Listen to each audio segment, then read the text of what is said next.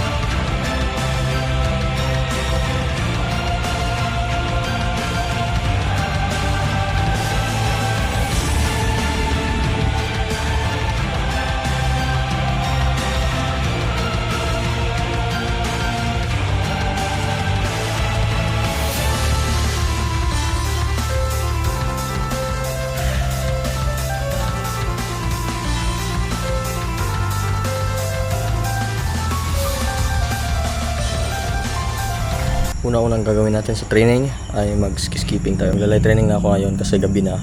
Tsaka may mga nagpapahinga na. May mga bahay kasi dito sa gilid-gilid. Diyan, may mga bahayan. Baka makadisturbo tayo. Sa maingay kasi pag gumagamit tayo ng punching bag. Kaya wala muna tayong gloves. Tsaka magti-training pa rin tayo. Doon lang tayo pagtapos natin mag-skipping. Pagtapos natin mag-shadow. At tsaka ito. Pagtapos natin ito.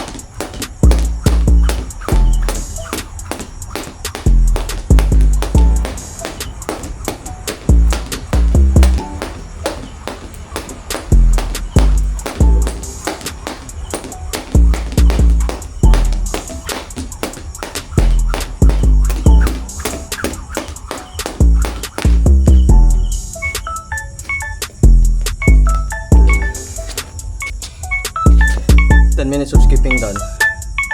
Kaya shadow tayo ngayon.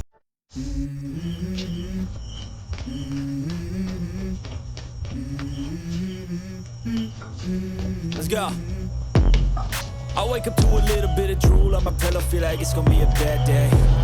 Yeah, I'm tired of shit and the coffee ain't hit yet, damn ain't that great. I don't wanna go to work cause my boss is a jerk and I'm not even that paid. I need a change in my life cause I don't feel alive and there's nothing that makes me happy. Hold my beer for a minute, I'm about to quit my job, cash in for a ticket. I'm going on a trip and I don't plan to visit. I'm gonna stay there till I feel like I'm winning all. And this is just the beginning. I need a big change, help me feel like living. I need a big swing, home runs I'm hitting, and I'll never look back, moving on till I get it all. We all got dreams, we all got dreams. But what you gonna do? How you gonna move forward? What you gonna be? And do you believe we can do anything? What you gonna do? How you gonna move forward? What you gonna be?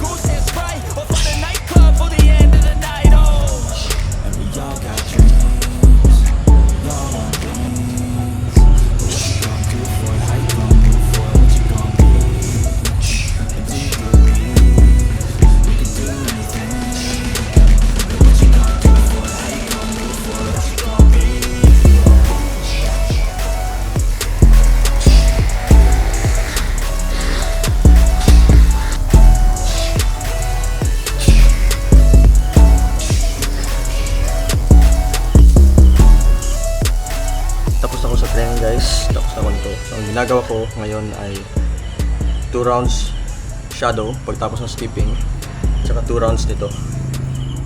Ang last natin gagawin ay doon tayo sa double and bag. So pag ako lang mag-isa dito nag-training is makakapag-focus ako sa aking ginagawa.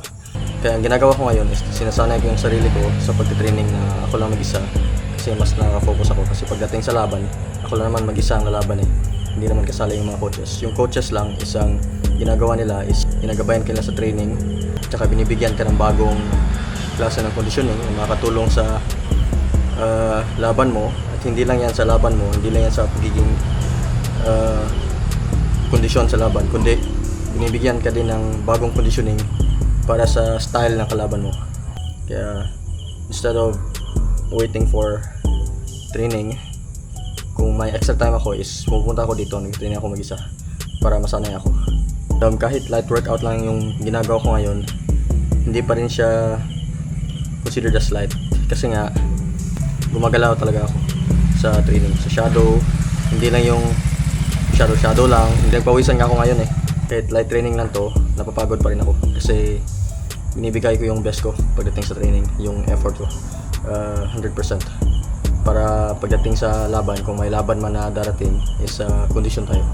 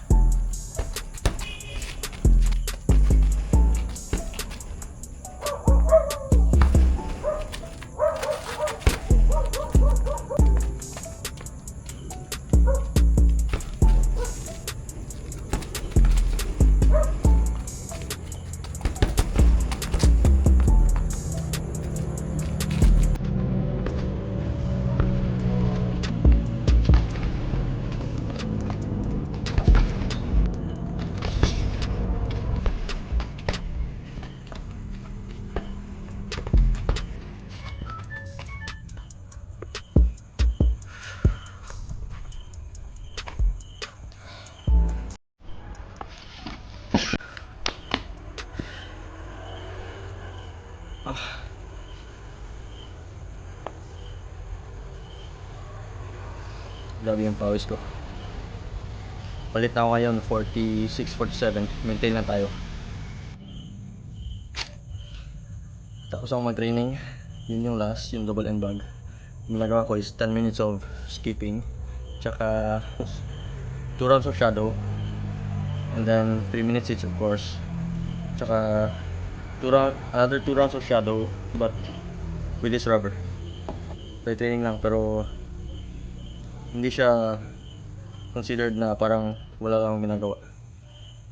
Light training ito, pero nakapagod din kasi gumagalaw talaga ako sa training. Binibigay ko lahat ng effort ko para mas gagaling tayo, syempre. Kaya nga ako nagte-training ng mag-isa para mas makapag-focus ako, masasanay ako.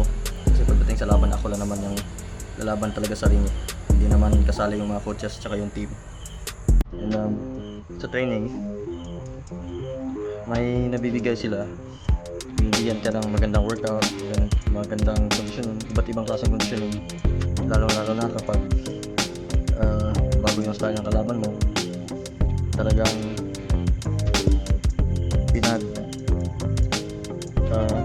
mahanda ka nila sa ganung klaseng laban. Tsaka yung conditioning is hindi lang naman sa style ng kalaban, kundi nakatulong din sa stamina. Kasi mabigat talaga yung conditioning na binibigay. Kaya tama siya pala. Para sakaling may gusto mag-pro ay masasanay na. Iba kasi yung laro sa pro at sa amateur. Ako din ako, nag-vlog lang naman ako. Although gusto ko lumabad sa pro, pero sa ngayon ang pinofocus ko talaga is ang mag-improve pagdating sa training, pagdating sa laban, syempre sa sparring, lalo na yung sparring kasi kulang talaga ako sa sparring. Kahit this oras na ng gabi, it's already 12. At dahil hindi tayo makatulog is bibigay natin yung oras natin sa training.